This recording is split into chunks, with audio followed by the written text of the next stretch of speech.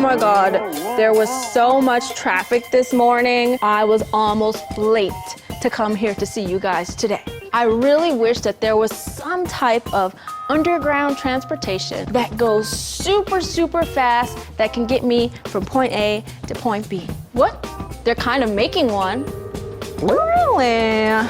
So today, you have to try and figure out the name of this type of transportation. I'll give you some clues. It's one word made up of two word parts, and the first word part has to deal with being over. So for example, you can go at regular speed and you can go at hyperspeed, super fast, because these vehicles are supposed to go about or over 1,000 kilometers.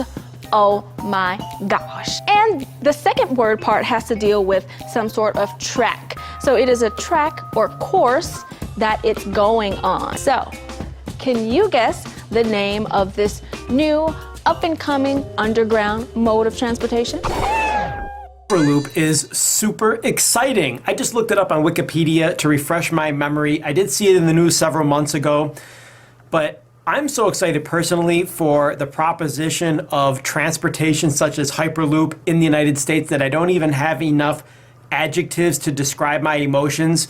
But at least for me personally, having experienced the KTX between Seoul and Busan, and a lot of you know what I'm talking about, the safety times the reliability and the quickness of transportation between those two places and that distance really gets me excited for Hyperloop, because we don't really have a reliable train transportation system in the United States like South Korea does, and so many people here still rely on their cars. I think Hyperloop, which is a tube and you can travel as quickly as or faster than airplanes on the ground through a tube, it's really just unbelievable. Days when you go to a park or something like that, you'll see people flying these things outside, right? And these things are actually very useful these days. I know personally, I owned one, and sometimes when I want to show, foreign people what things look like in Korea, I use this flying camera to fly over the land to take beautiful pictures of Seoul or wherever else I am in Korea at the time. And the word for these flying cameras actually derives from a word which just means robot, any kind of robot. So there are robots that stand up and look like people like this. They are also called this word. So what do you call a flying robot that has a camera attached to it that uses a word derived from a word that we just call robot?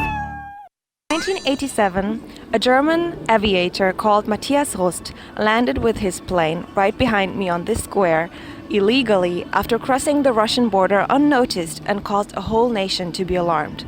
I think a similar situation might occur with camera drones, which already have admittedly a very negative connotation stick to their name. But I also believe that this new innovation can help to improve the lives of many people. For example, firemen who have to evacuate people from buildings, sportsmen who are climbing in the mountains and might need help, and also the best innovation yet, artificial eyesight for blind people. The drone is flying ahead of them and is sending information about obstacles ahead. Oh my gosh. Oh, that was so scary.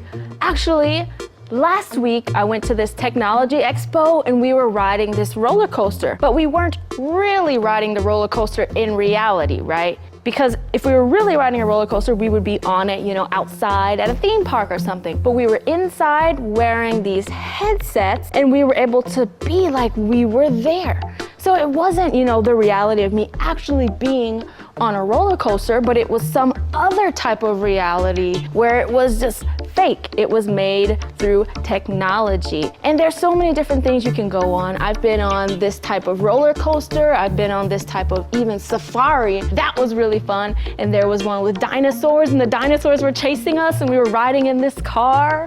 But we were just sitting inside with headsets on. So what type of reality am I talking about?